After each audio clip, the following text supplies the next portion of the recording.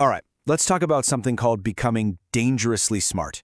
Now, this has nothing to do with your grades or knowing trivia. It's really about getting a new lens to see the world as it actually is, which, in turn, makes you pretty much immune to all the manipulation that controls most people. So let's just start with a really direct question for you. Are you seeing the world clearly? I mean, really clearly? Or are you just seeing the version you've been told to see? How you answer that? Well, it changes everything. The idea here is that most people are just going through life kind of half asleep. They're operating with this really naive view of the world, and that leaves them incredibly vulnerable. The promise is that just a few key mental shifts can wake you up and completely change the game. This is pretty much the default setting for so many of us, right? You believe what people say, you trust the system, and then you're left scratching your head when things don't work out. It's a worldview that, honestly, keeps people predictable, controllable, and ultimately pretty powerless. But what if there's another way to look at things? Okay, so let's dive into the first two mental shifts. These are all about decoding what people are actually doing, no matter what they're saying out loud. The first shift is huge. Stop listening and start watching.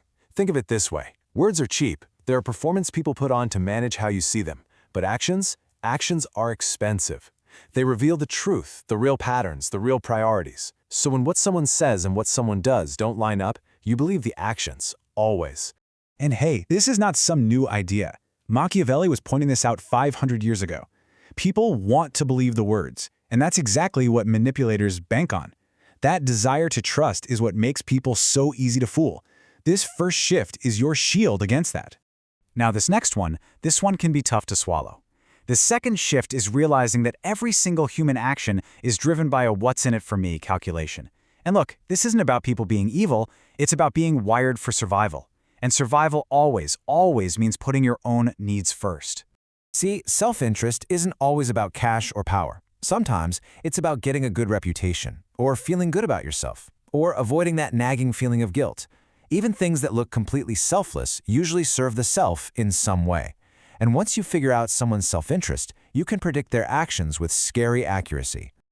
All right, so we've got a handle on how individuals tick. Let's zoom out to the systems we all live in. This next part is all about tearing down two of the biggest myths we're taught to believe in: the myth of fairness and the idea that we're all playing by the same rules. And the source material really pulls no punches on this one. The world is not fair. It has never been fair, and it's probably never going to be fair. The people who get ahead, they aren't always the ones who work the hardest or deserve it the most. They're the ones who understand leverage, timing, and relationships in a system that is, by its very nature, unfair. And here's the next layer to peel back. You might be thinking, okay, life's not fair, but at least we all have to follow the same rules. The fourth shift is waking up to the fact that, well, that's not true either. There are rules for the powerless, and then there are, let's call them suggestions for the powerful.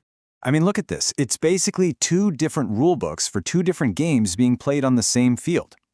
For most people, rules are rigid. Break them and you get punished. But for the powerful, rules are flexible. They can be bent, they can be negotiated, they can be totally ignored. And if you're out there strictly following rules that your competitors are breaking, you're just putting yourself at a huge disadvantage. Okay, so if the world is unfair and the rules are rigged, how is this game actually played? These final three shifts are all about tactical awareness, about recognizing your place on the board. This fifth shift is absolutely critical for your personal security. Your biggest threats are often going to come disguised as friends, and why is that? It's simple. You can only be betrayed by someone you trust. The friendly enemy gets close, learns all your secrets, finds your weaknesses, and then just waits for the perfect moment to use it all against you. Now, this next point just flies in the face of so much modern advice about how vulnerability is a strength. According to this way of thinking, in a competitive world, showing weakness is basically like painting a giant target on your back. Predators don't respect your vulnerability. They see it as an opportunity. And this is where we really start to flip conventional wisdom on its head, right?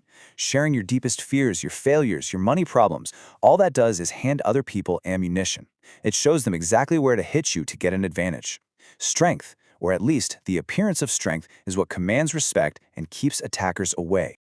And all of this leads us to the final, unifying shift. You cannot opt out of the game.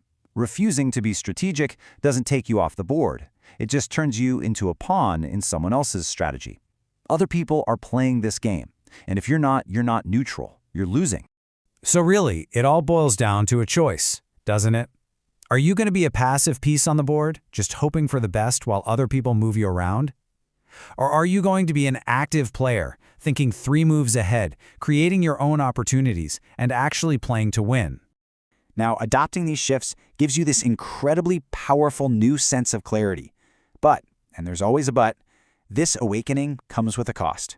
It's a permanent change, and honestly, it can be pretty isolating.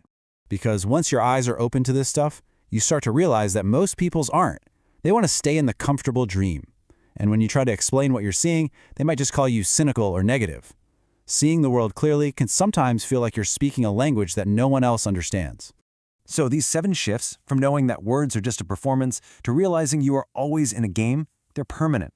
Once you see these patterns, you can't unsee them. You can't go back to being naive. You are now, as the source puts it, dangerously smart. And that leaves us with one final question, a question that only you can answer.